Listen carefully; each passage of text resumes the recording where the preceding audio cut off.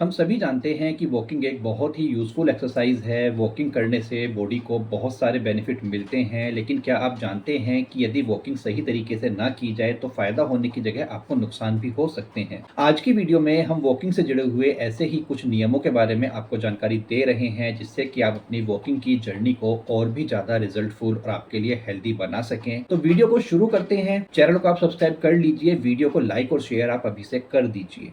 तो बात करते हैं वॉकिंग से जुड़े हुए सबसे पहले नियम के बारे में कि वॉकिंग आपको कब और कैसे स्टार्ट करनी चाहिए। तो वॉकिंग स्टार्ट करने का सबसे अच्छा समय आपका अभी से शुरू होता है। आप वॉकिंग करना शुरू कीजिए, लेकिन वॉकिंग करते वक्त आपको ये ध्यान रखना है कि अगर आप इस फील्ड में नए नए हैं तो आपको स्टार्टिंग से ही बहुत बड़ा गोल सेट नहीं करना है। फर्स्ट सेशन के लिए आप टारगेट रखिए केवल 1000, 1100, 1200 कदमों का।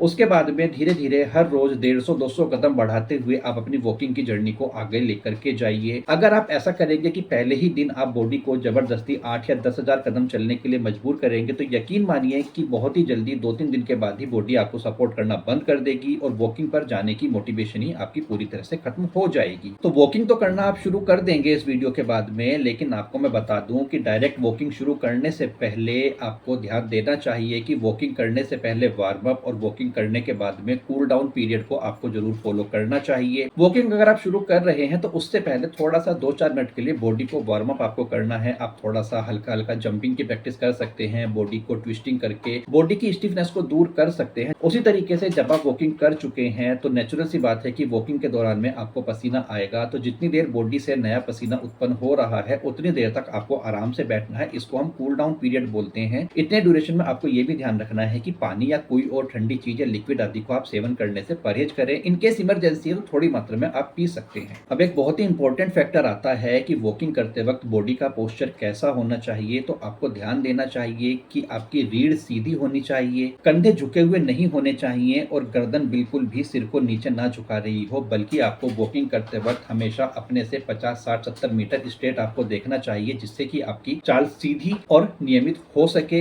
यहाँ पर आपको ये ध्यान रखना है कि पूरी वॉकिंग के दौरान में कोशिश कीजिए कि आप एक ही पेस पर चलें। अगर आप बार बार वॉकिंग के दौरान में अपनी चाल को कम या ज्यादा कर रहे हैं तो इससे आपको बहुत ज्यादा बेनिफिट नहीं होने वाले हैं। यहाँ पर एक और फैक्टर काम करता है कि वॉकिंग के दौरान में अगर आप कोई दूसरा काम कर रहे हैं, जैसे कि किसी से कॉल पर आप बात कर रहे हैं या मोबाइल को आप स्क्रॉल कर रहे हैं, तो भी ऐसी वॉकिंग का कोई बहुत ज्यादा फ्रूटफुल रिजल्ट आपको नहीं मिलता है। वॉकिंग के टाइम पर केवल वॉकिंग पर ही फोकस कीजिए। इतना जरूर है कि आप हेडफोन लगा करके गाने सुनने का आनंद ले सकते हैं, लेकिन अगर आप रोड साइड वॉकिंग कर रहे हैं तो ऐसी कंडीशन में सेफ्टी के पर्पज से गानों की आवाज आपको कम ही रखनी चाहिए। तो ये तो रही बॉडी के पोस्चर और आपकी स्पीड के बारे में बात। अब बात आती है कि हाथों का मूवमेंट। इतना आपको ध्यान देना है। आप जानते भी हैं कि जब हम चलते हैं तो बॉडी को बैलेंस करने के लिए पैरों के साथ साथ हमारे हाथ भी ऑटोमेटिकली आगे या पीछे होते रहते हैं। तो वॉकिंग के दौरान में नेचुरली हाथों का जो मूवमेंट है उसको आप बना रहने दीजिए।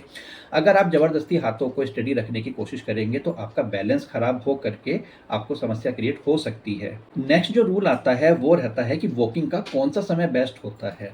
देखिए, वैसे तो व्यायाम के लिए कोई भी समय बुरा नहीं है, लेकिन वॉकिंग का बेनिफिट आपको डिपेंड करता है कि आप किस पर्पज से वॉकिंग कर रहे हैं। अगर आपका पर्पज है बॉडी को फ्रेश करना, थोड़ा वेट लूज की जर्नी में आपको आगे बढ़ना है, अपनी बॉडी में आपको जो है ब्लड सर्कुलेशन को एनहेंस करना है, तो ऐसी कंडीशन में आप मॉर्निंग के टाइम पर वॉकिंग के लिए जाते हैं तो बहुत अच्छा ऑप्शन रहता है। लेकिन अगर आप चाहते हैं कि बस बॉडी में थोड़ा सा मूवमेंट हो जाए और बॉडी थोड़ा सा फ्रीली मूव कर सके, तो आप शाम के टाइम पर या रात को खाना खाने के बाद भी वॉकिंग के लिए जा सकते हैं। लेकिन यहाँ पर एक बहुत इंपॉर्टेंट फैक्टर आपको ध्यान देना है कि मॉर्निंग में जो वॉकिंग है वो आप फास्ट वॉकिंग कर सकते हैं, जिसमें आपकी एवरेज स्पीड लगभग 6 to 7 किलोमीटर पर आवर तक जा सकती है। लेकिन अगर आप इवनिंग में या आफ्टर मील्स रात को डिनर के बाद में आप घूमने जा रहे हैं तो आपको बिल्कुल बहुत धीरे धीरे चलना है, पर आवर 3.5 से 4 किलोमीटर की स्पीड। इसको मेजर कैसे करेंगे, तो बहुत अच्छी अच्छी डिवाइसेस आजकल हमारे पास में आती हैं, स्मार्ट वॉच वगैरह आती हैं जो वॉकिंग की लाइव स्पीड को आपको ट्रैक करके इन्फॉर्म करती रहती हैं, तो उसका आपको फॉलो करना है। अगर आप भरे पेट ज्यादा तेज कदमों से चलते हैं तो आपके जो डाइजेशन है उससे संबंधित प्रॉब्लम्स आपको हो सकती हैं। तेज वॉकिंग के लिए सुबह का समय परफेक्ट है।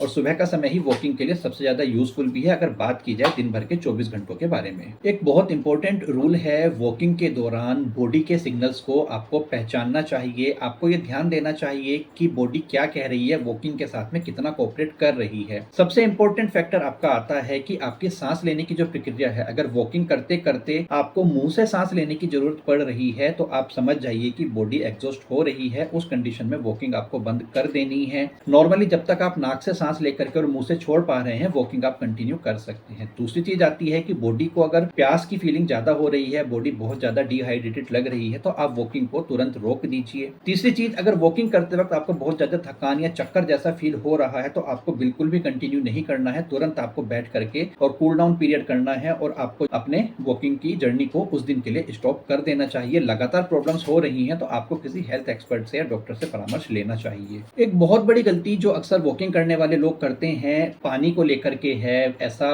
वॉकिंग के दौरान में बार बार पानी पीते रहना, ये एक अच्छी प्रैक्टिस नहीं है। नॉर्मली आप वॉकिंग से आधा घंटा पहले पर्याप्त मात्रा में पानी पी लीजिए और उसके बाद में कूल डाउन पीरियड के बाद ही आपको पानी का सेवन करना चाहिए। यदि वॉकिंग करते टाइम आपको बहुत ज्यादा प्यास लग रही है तो आप थोड़ी मात्रा में पानी पी सकते हैं, और ज्यादा प्यास लग रही है तो आप वॉकिंग बंद कर दीजिए। कूल डाउन करने के बाद में भरपेट पानी पी लीजिए। हाँ, इतना जरूर है कि अगर आपकी वॉकिंग की जो स्टेप काउंटिंग है, टारगेट है, वो काफी ज्यादा बड़ा है तो आप बीच बीच में थोड़ी थोड़ी मात्रा में रेगुलर पानी जरूर पीते रहिए, लेकिन बहुत ज्यादा क्वांटिटी में एक साथ पानी आपको नहीं पीना है। वॉकिंग का सबसे इंपॉर्टेंट फैक्टर आपके फुटवियर्स कैसे हैं, बहुत ज्यादा इंपॉर्टेंट रखते हैं। आपको एक ऐसे फुटवियर का चूज करना चाहिए कि जो पैर में कंफर्टेबल हो, स्पेशली वॉकिंग के लिए डिजाइन किया गया हो और जो आपके पैरों को थकान का अनुभव ना होने दे। पर्सनली मैं वॉकिंग के लिए कैंपस का पोरियम वॉकिंग शूज यूज करता हूँ। काफी अच्छे शूज हैं, आपको स्क्रीन पर इनका फोटो दिखाई दे रहा होगा, वीडियो के साथ में टैग भी कर दिया है, और ज्यादा डिटेल्स के लिए आप इस प्रोडक्ट को चेकआउट कर सकते हैं। तो फ्रेंड्स, ये थे वॉकिंग के कुछ कॉमन लेकिन बहुत ही इंपॉर्टेंट रूल्स। होपफुली वीडियो आपको अच्छी लगी है। तो आप अपनी वॉकिंग की जर्नी कब से स्टार्ट कर रहे हैं, और अगर आप पुराने वॉकर हैं तो डेली आपकी जो है स्टेप काउंटिंग लिमिट क्या रहती है, मुझे कमेंट करके जरूर बताइएगा। जल्दी ही एक और नई वीडियो में आपसे मुलाकात करेंगे। तब तक के लिए टेक केयर, बाय बाय।